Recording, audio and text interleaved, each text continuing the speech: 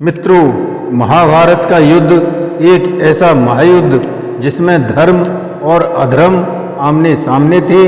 लाखों योद्धा इस युद्ध में वीरगति को प्राप्त हुए, जिसमें पांडवों ने अधर्म पर विजय पाई और अंत में धर्मराज युधिष्ठिर हस्तिनापुर के सिंहासन पर बैठे। लेकिन अब सबसे बड़ा सवाल यह उठता है कि जब धर्म की इतनी बड़ी विजय हुई तो उसके कुछ ही वर्षों बाद अधर्म का युग यानी कलयुग क्यों आ गया।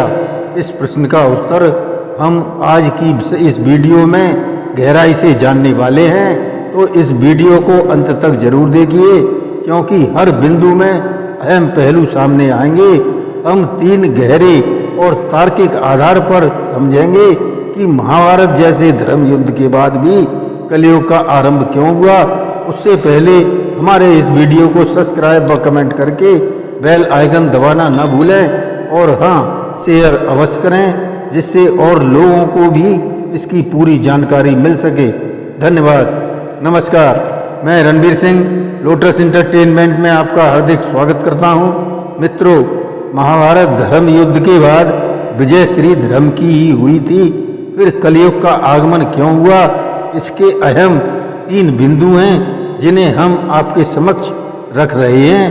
पहला, समय का चक्र। हिंदू शास्त्रों में कहा गया है कि यह सृष्टि एक नित्य चक्र के अधीन चलती है और यह चक्र कभी किसी के लिए नहीं रुकता। इसे 4 युगों में बांटा गया है: सतयुग, त्रेता युग, द्वापर युग और कलयुग। हर युग की एक निश्चित अवधि भी होती है और वह अवधि पूरी होते ही अगला युग स्वाभाविक रूप से प्रारंभ हो जाता है। महाभारत का युद्ध धर्म और अधर्म के बीच एक निर्णायक संग्राम था और उसका उद्देश्य था धर्म की रक्षा करना, न कि समय के चक्र को रोकना।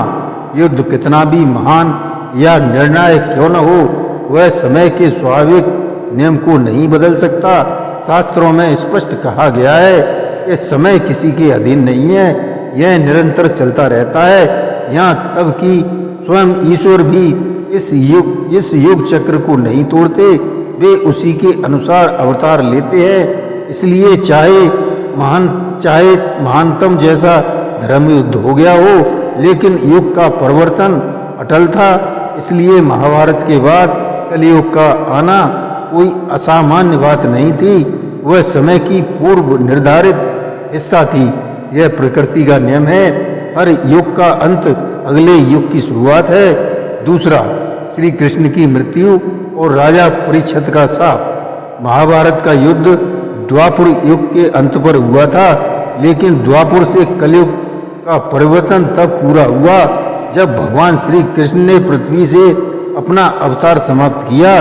श्रीमद् भागवत और हरवंश पुराण के अनुसार युद्ध के बाद जब यादवों में आपसी कलह बढ़ी तो श्री कृष्ण ने उसे रोकने का प्रयास नहीं किया, क्योंकि वह जानते थे कि उनका कार्य अब पूरा हो चुका है। अंत में श्री कृष्ण एक वन में विश्राम कर रहे थे, तभी एक शिकारी ने श्री कृष्ण के पैर के तलवे को हिरण का मुंह समझकर उस पर तीर चला दिया और वहीं श्री कृष्ण ने अपना दिव्य शरीर त्याग दिया। उनके जाते ही पृथ्वी से धर्म की महान शक्ति भी हट गई और वहीं से कलयुग का वास्तविक प्रवेश शुरू हुआ।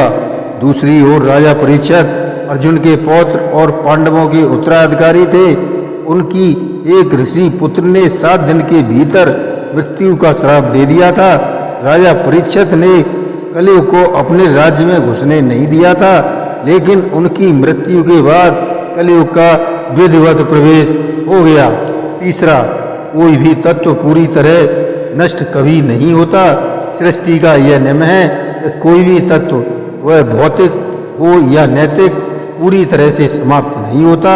या तो उसमें परिवर्तन आता है या फिर समय के प्रभाव में कुछ वक्त के लिए दब जाता है, और जैसे ही अनुकूल परिस्थितियां बनती हैं वह फिर से एक बार चलने लगता है। यही नियम धर्म और अधर्म दोनों पर लागू होता है। महाभारत के युद्ध में अधर्म के प्रतीकों का अंत हुआ, कौरवों की हार हुई, राक्षसी प्रवृत्तियों का नाश और धर्म की स्थापना। लेकिन इसका अर्थ यह नहीं है कि अधर्म पूर्णतः नष्ट हो गया था, वह केवल दब गया था, छिप गया था। जैसे अग्नि राख के नीचे दब जाती है, जैसे ही कलयुग का समय आया वो समय अधर्म के लिए अनुकूल था। कलयुग की प्रकृति ही ऐसी है जहाँ लोग अहंकार, झूठ और स्वार्थ को सामाजिक स्वीकारता मिलती है। यही कारण है कि दबा हुआ अधर्म जो युद्ध के बाद धीरे धीरे फिर से सिर उठाने लगा था, लेकिन यह उतना ही सत्य है कि धर्म भी कलयुग में पूरी तरह नष्ट नहीं होता, वो भी दब जाता है। और समय अनुसार जब धर्म की पुनः या एक तरफा होती है तो ईश्वर अवतार लेते हैं। अब सवाल उठता है, क्या धर्म केवल थोड़े समय के लिए ही आता है? इसका उत्तर है हाँ। हिंदू शास्त्रों के अनुसार समय के इस चक्र में परिवर्तन का शासन, धर्म का शासन अधर्म की तुलना में अधिक काल तक रहता है।